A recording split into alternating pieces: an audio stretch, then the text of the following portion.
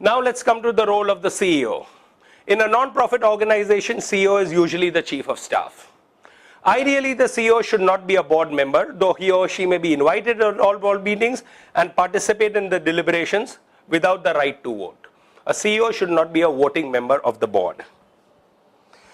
What are the qualifications of a CEO? And this is a very tall order. This is an ideal life. If you get somebody like that, send one to me.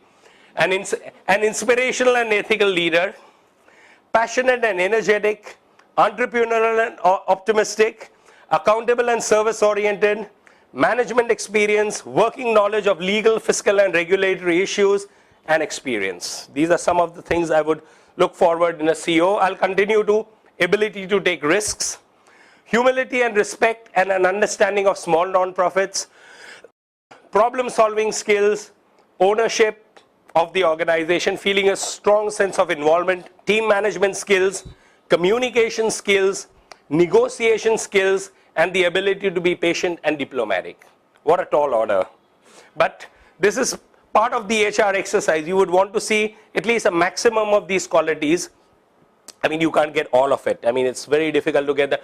So this is typically what we call the governance pyramid, that the apex of the pyramid is the governing board. This works in a fiduciary capacity. It works in an honorary capacity. It does not get any remuneration. The policy, strategy is made over here. Then they appoint a CEO. The CEO is the head of staff. This is a paid capacity.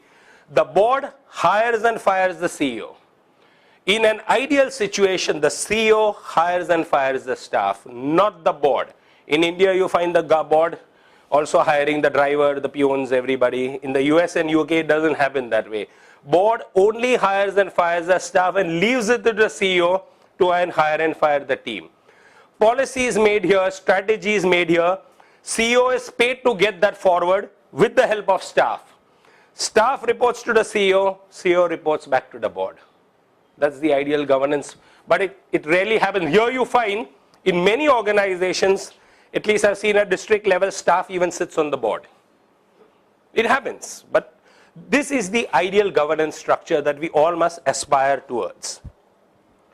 Management is separate from governance. A voting CEO on the board presents conflict of interest in core areas of board responsibility, such as CEO evaluation and compensation, hiring and firing, assessment of activities. So, in other words, what happens is, where is the conflict of interest?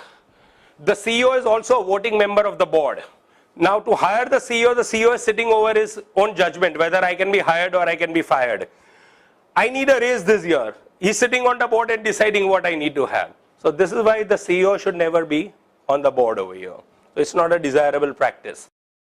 Best practice, therefore, for the board is to avoid including the CEO so that the board can exercise independent oversight and exercise internal systems of checks and balance.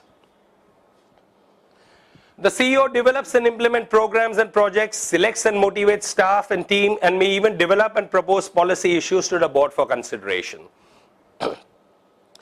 What are the CEO expectations?